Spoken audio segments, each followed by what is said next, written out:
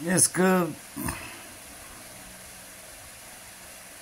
станахме свидетели на факта, че след ареста на Коцев той ще бъде отведен в София, естествено. Бях предупреден от организацията на ПП във Варна и аз като член на ПП и председател на сдружение,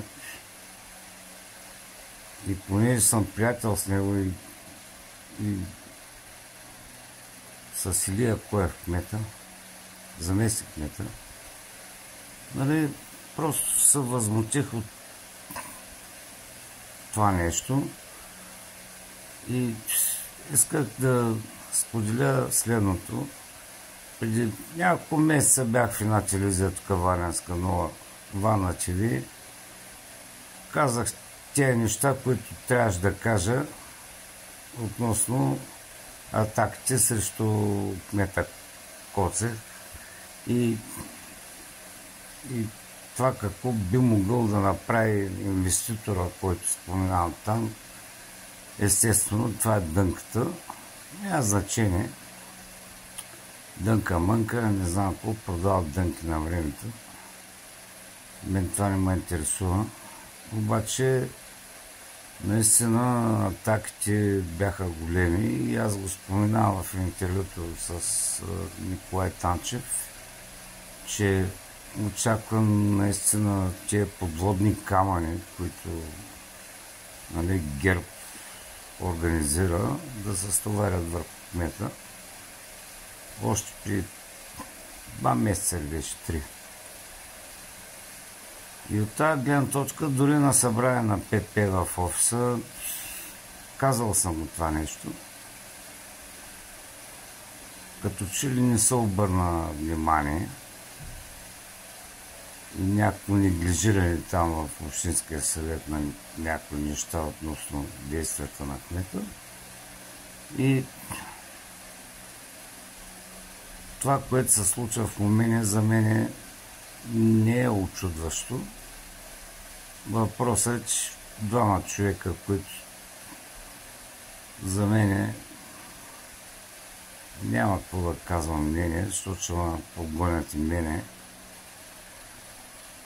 Вие ги знаете много добре кои са. Организират цялата тази кампания. Лошото е, че утре има събрание на Общинския съвет, който трябва да се приеме бюджета на Варна. И там ще станат интересни неща, предполагам.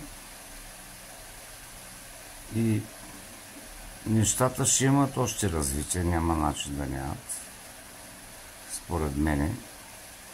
Днеска ми се обадиха от офиса на ПП и общински съветници от ПП и така нататък, които са в Общинския съвет, да ми кажат някои неща. Въпросът е, че утре ще има някаква атака срещу партията отново, предполагам, в Общински съвет и така нататък. Хубавото е, че толкова много граждани подкрепиха днеска протеста и аз предполагам, че това няма да престане, защото аз призовах гражданите да протестират, когато има някакво недоволство и така нататък, и знам за какво става въпрос.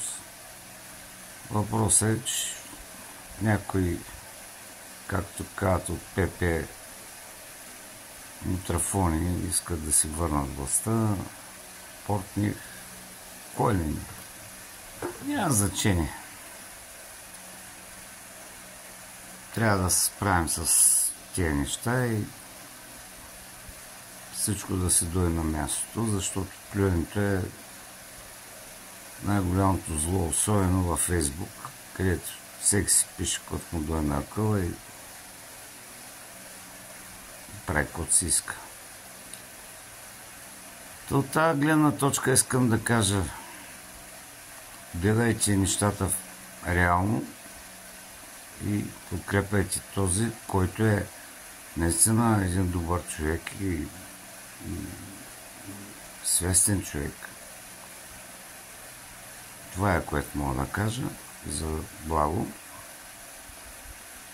Ако искате ми вярвайте, ако искате не дейте. Желая ви приятна вечер и предполагам, че отново ще се изкажа по някое време.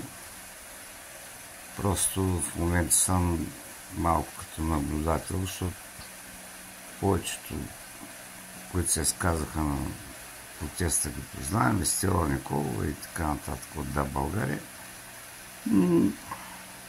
Общо взето очаквам някакво развитие, да видим докъде ще стигне.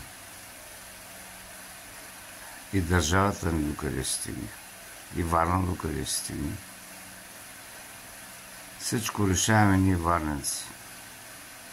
Така че трябва да бъдем единни, да се подкрепяме и наистина